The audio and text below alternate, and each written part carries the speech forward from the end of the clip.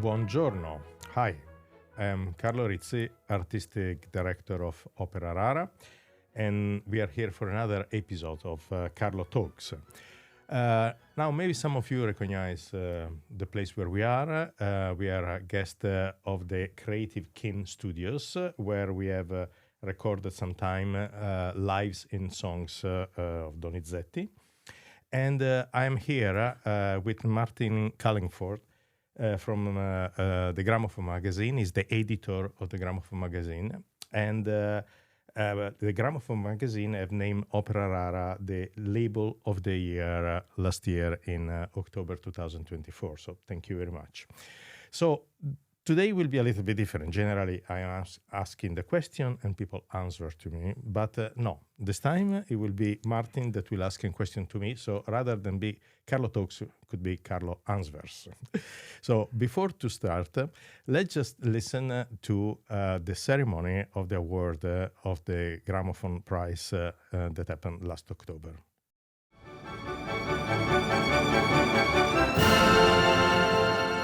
Good evening.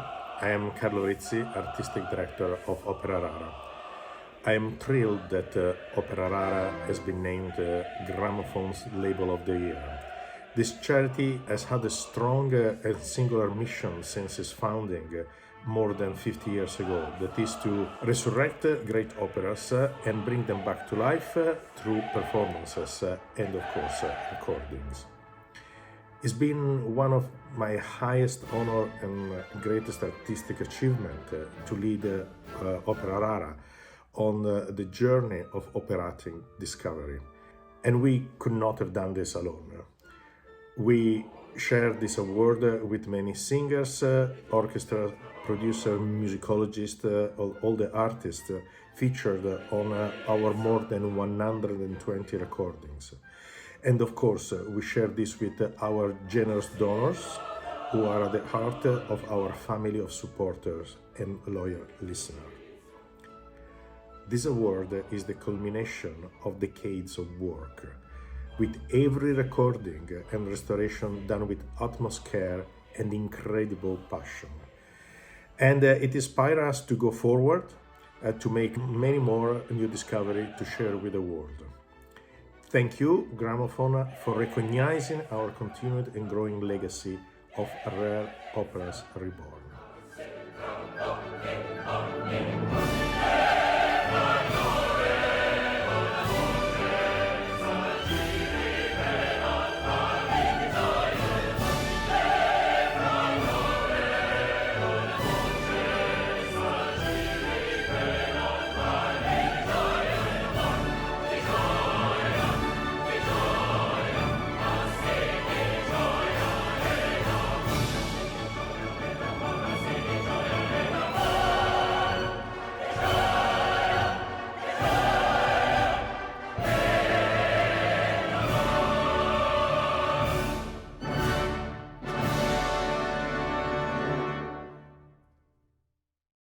Well, Carlo, thank you so much for inviting me to be part of your podcast. It's a pleasure to be here. And it was a real pleasure to be able to name you our Label of the Year last year. It was an absolute honour. When I think of Opera Rara, it's so much more than a label, an organisation. And if I think about what really stood out for us, it was the commitment to the excavation of and then the exploration of lesser-known works and editions of works that we don't normally hear, the support of young artists, and then a real commitment to sharing that work with as wide an audience as possible. In many ways, it just defines exactly what a label should be doing in the modern musical age. So congratulations again on that. And thank you for all the music making. But perhaps you could just reflect a little bit on what it meant to you to receive the award. Well, it's been a big surprise, but actually a wonderful moment because this is not like any other normal label. What goes on before the finished product is much more than what happened with other more normal recording, because there is all the work of preparation, of research, of excavation, are you saying, the preparation of the new scores. And this is not a sterile process. It's a process that goes on even during the rehearsals. And very often it happens in the recording which I've been involved with Opera Rara, that even during the rehearsals, then we discover something new. We look at the manuscript or the sources that we have. So to have this recognized has been very, very important. Also because obviously the operas that we propose to the public, well, the name says it, are rare opera, so it's not mainstream opera. And it requires, in a way, a certain courage from the public also to listen to, and from us to decide to invest the time, the money, the resources in something that we believe in. And this is the real exciting, also daunting sometimes part of the process. So to see the company, what we do, recognized in such a way has been an honor, a privilege, but also, let's say that we have pat each other on the shoulder saying well done to each other. Quite right too. You mentioned the courage of audiences to follow where you're taking them, but of course that's been acquired through trust that's been built up over many years, decades of the organisation. So tell me about when you first encountered Opera Rara. When did it first become something you knew of? Well, when there are two things here. First, I've always been a little bit nerdy about unknown operas. Since when I was really a student, I always had this interest in finding. I remember seeing some manuscript. I mean, some copies, of course, of manuscripts. And thinking, okay, the composer had put, the quill in this point and wrote this note. Why? For me, that was really something really fascinated me all the time. Then when I started to be music director of Welsh National Opera, that was 1992, I met Sir Peter Moore, and he gave me, as a present, few recordings. I think I met him in his house in London. I don't remember why. Maybe there was a project with WNO. Yes, La Favorita, I do remember, that we did in my second season as music director. And so he gave me these 3-4 recordings. And I remember looking at the record, Emilia di Liverpool, never heard of this, and some others. But then I listened to this, and two things struck me. One was actually the quality of the recordings, because they were very, very good. And secondly, the quality of the music. Now, I have known many opera of Donizetti. These were mainly Donizetti opera. But I was really fascinated about this. And then, so I followed Opera Rara, what they were doing, but from far, let's say, until when then, many years later, in 2016, 17, I think, they asked me to do this double album, one with Michael Spire and the other one with Joyce El-Khoury. And that has been the first time that I actually saw the way of working of Opera Rara. And then when they asked me, clearly I must have done something right, because then they asked me to become artistic director. And I said yes, because, this put together with my nerd beginning, then it was a really good combination. Yeah, I mean, it must have been an extraordinary thing to be asked to do it. And it's also a very different sort of artistic directorship to being artistic director of an opera house. Yeah, because, in a way, we do like 2 projects a year. So it's not so much the fact of having to find 6 casts or the schedule of the rehearsal or a production, which director you engage. But it was much more about what Opera Rara is and what Opera Rara is becoming. Because obviously in the 70s, when Patrick Schmidt started with Opera Rara, a lot of bel canto opera were not known. Now they are. So what is Opera Rara going toward in the future? And this has been something that immediately I thought of when I became musical director, as artistic director. And I think that they find this way forward is one of the most interesting and challenging, in a way, things of the job. And that I shared this challenge and this interest with, of course, Henry Little, and that is the general director of Opera Rara, but also with the musicologist with whom we work, because they are actually, in a way, the brain behind it. Because I can go on Wikipedia and have a list of operas, but they are much more into this, and I trust them. We have a wonderful relationship with Roger Parker, and also with Dieter Rindom. And I trust them a lot about this. So it's a sort of work that we do together. Mm. Now, you inherited an extraordinary legacy of recordings that were already there in the catalogue, but then you've added to them yourself. Those you've conducted so far to date: Mercadante's Il Proscritto, Leoncavallo's Zingari, Donizetti's Le Suol de Roma, plus the Donizetti song series, which is quite a departure for the label and a really fascinating series. So what have the highlights been for you? Well, the first time, of course, that I did as artistic director was with Zingari of Leoncavallo, and that was an important moment because that were all the forces of the company put at work. Orchestra, chorus, the singers, the logistics also, because it's not easy, to find the right place to record, to rehearse, because we don't have our own place. We have to be guests of the orchestras. So that was very important. I wouldn't say challenging, but exciting more than challenging. So that for me, of course, was the first one. Then there has been lockdown happened.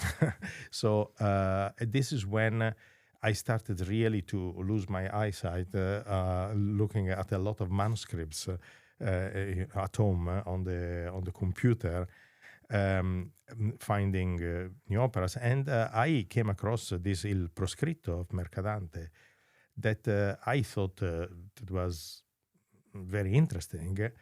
And because, I have a rule that if I start to look at an opera and I get bored after 5 minutes, probably the public also get bored after 5 minutes. So thank you very much. But no, I was not bored at all by this opera. I thought it was very interesting. And that has been really a leap of faith in a way. And we recorded it, and we also won the award with this opera. So incredible. And then there is the Donizetti songs.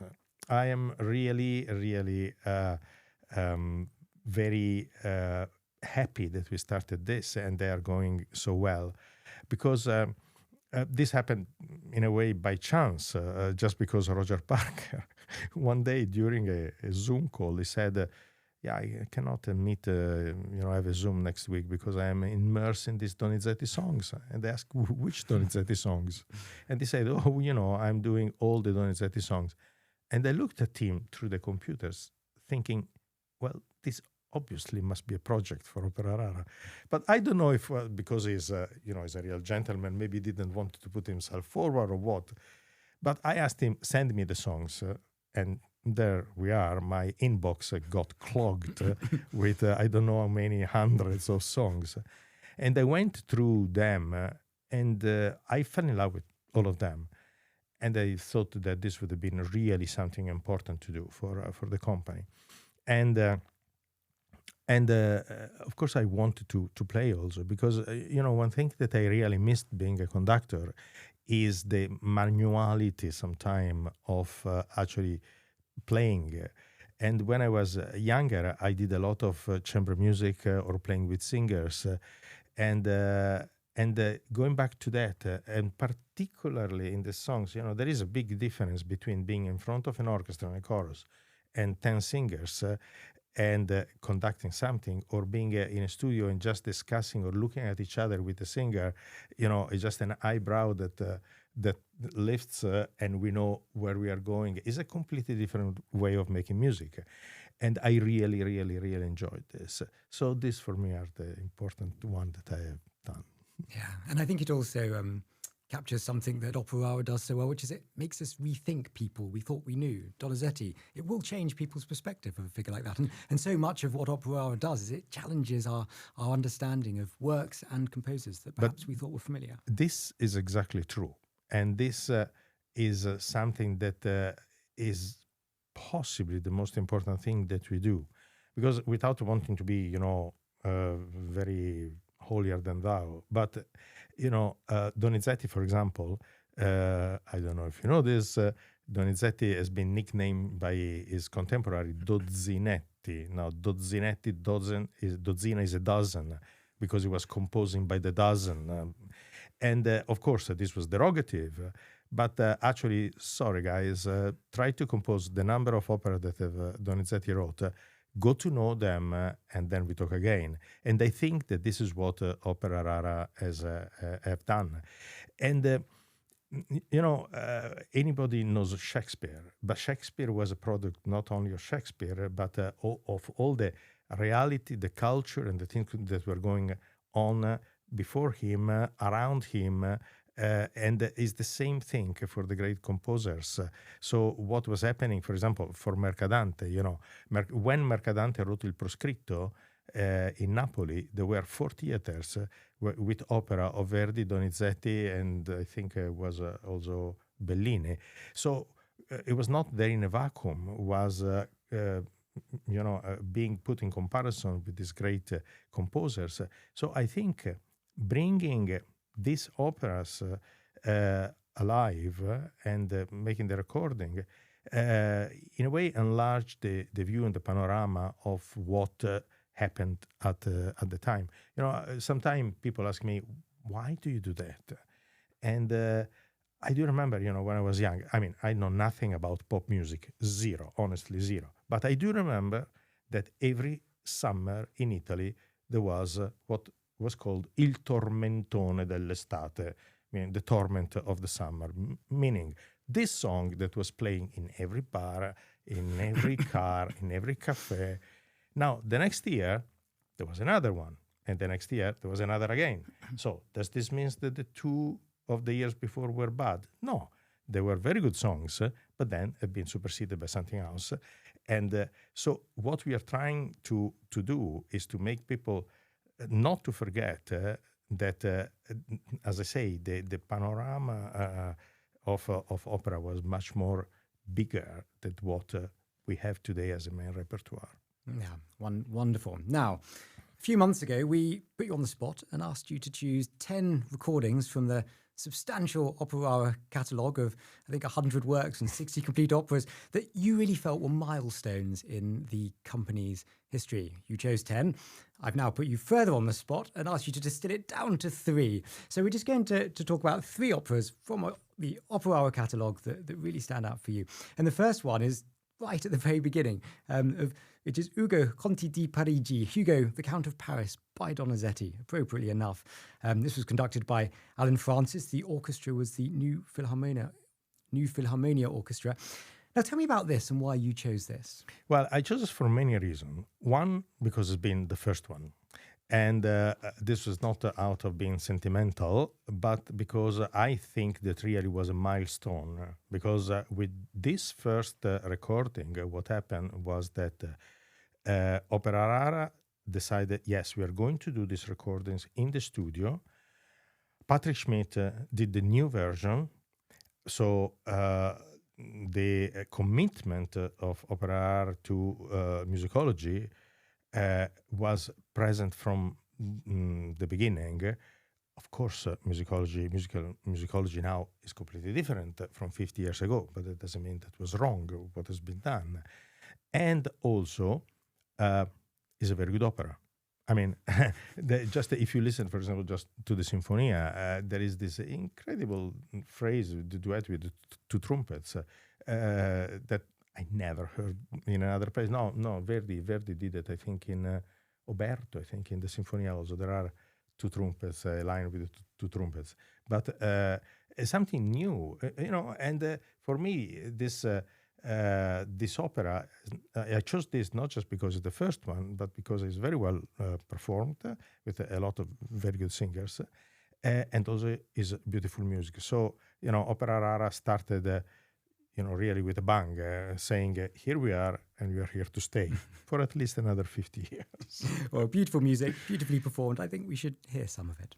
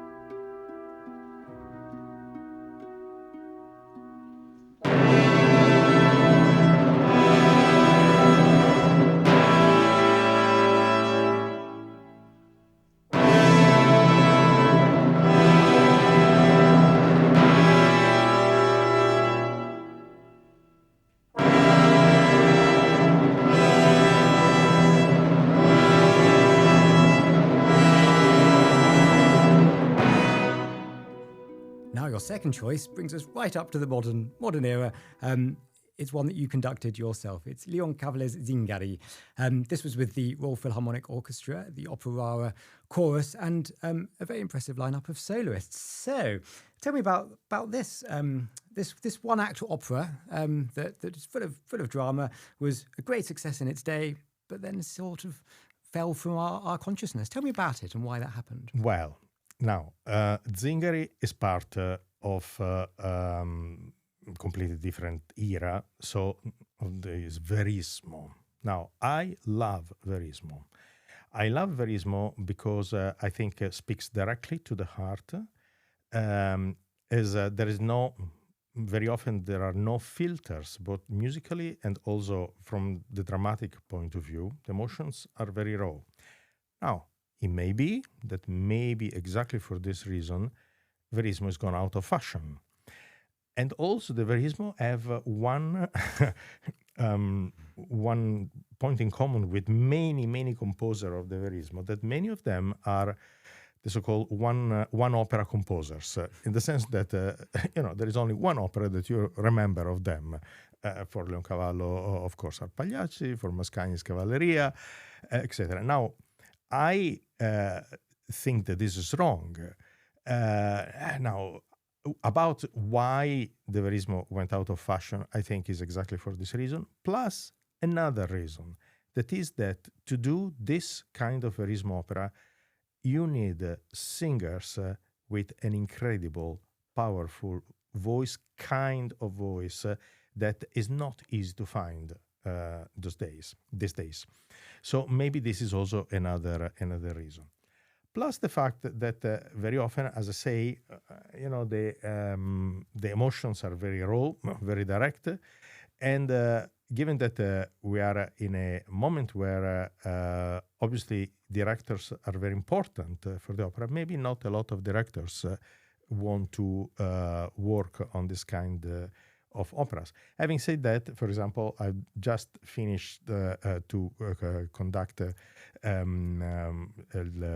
Fiamma of Respighi. It just came out the DVD with the direction of Christoph Loy, with whom also a few years before we have done La Francesca de Rimini of Zandonai, the two opera of the Verismo, that are fantastic, and has been an incredible success. So with I chose Zingari because first I love the kind of music. Second, because I just wanted to point out that Leoncavallo is not a one opera composer, and although Zingari have more or less the same structure of Pagliacci, is different from the point of view of the music. And also of the musical writing. Let's not forget that Leoncavallo wrote Pagliacci at the beginning, then he went onto an excursus of, let's say, complete operas, in 3 acts opera. And with this opera, he decided to go back to something that maybe he was more talented for, that is, to be concise in his way of writing. And I remember talking to some people, say, well, we could do Pagliacci and we could do Zingari together, staging it, and say, well, it's sort of the same thing. And I remember saying, well, actually, no, it's not sort of the same thing. The structure is the same, but it's like Shakespeare again wrote 150 sonnets that are all the same thing, 14 lines with the rhymes, but they are all different. So this also is a reason why I am very fond of this opera. Well, you've described it as fiery and passionate, and if that doesn't convince you to listen, then hearing some of the music certainly will. Leoncavallo's Zingari, conducted by the artistic director of Opera Rara, Carlo Rizzi.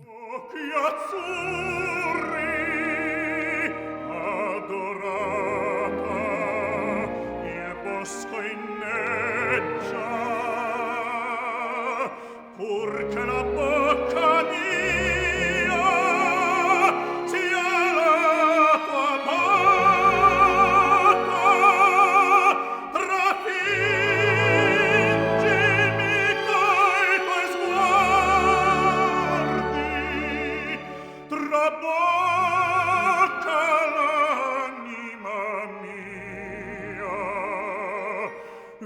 tutta in te fiammeggia.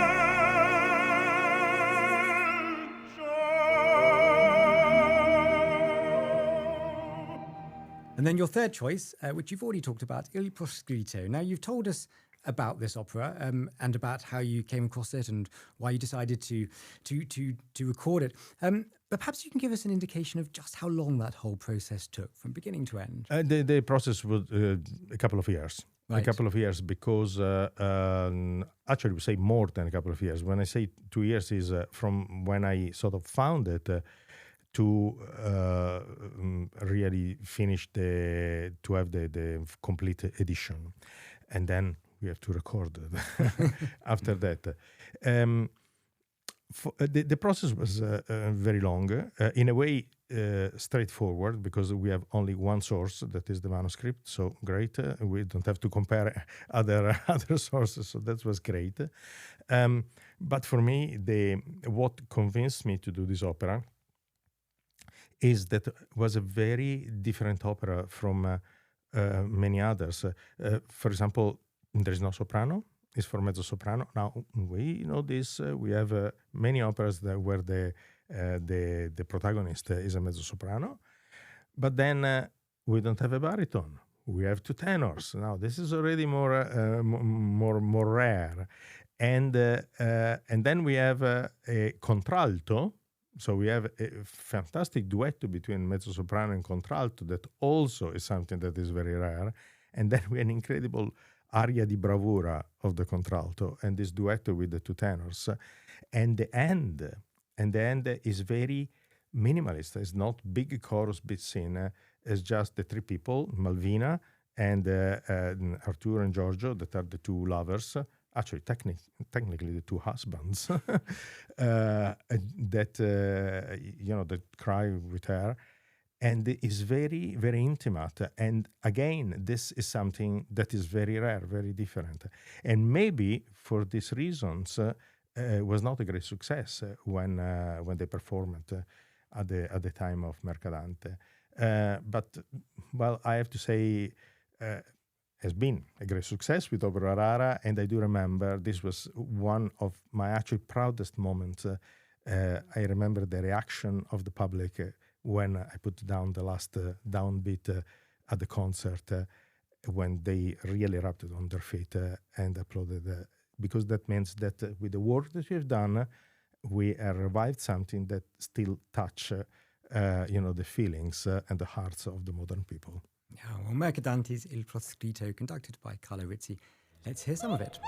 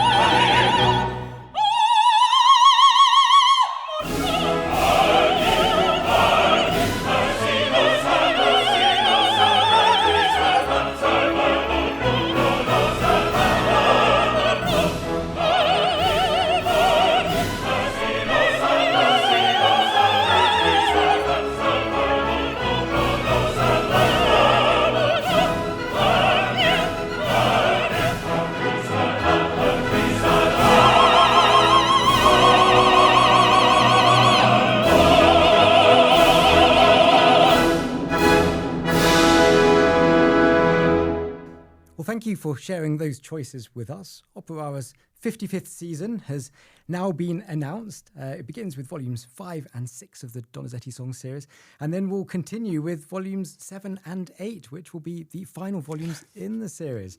But what an extraordinary thing to contribute to the catalogue. And also in the season, the first public performance of the final version from 1921 of Puccini's La Rondine. So a lot to look forward to. Yes. It's a very exciting season, very varied. That is what we try to do, with different strands, with, again, Verismo, Puccini, and Donizetti. And, of course, there are the plans for the next season, because I'm staying on for another few years, artistic director, because I really believe in this company and in the work that we do. Yes, so congratulations on the continuation of your work and the continuation of your contract right up until 2030? 2030. 2030. Congratulations again on the award. And a thank you to Creative Kin for hosting us today. Thank you for allowing me to take over your podcast on this occasion. It's been a real pleasure, and thank you for listening. Grazie.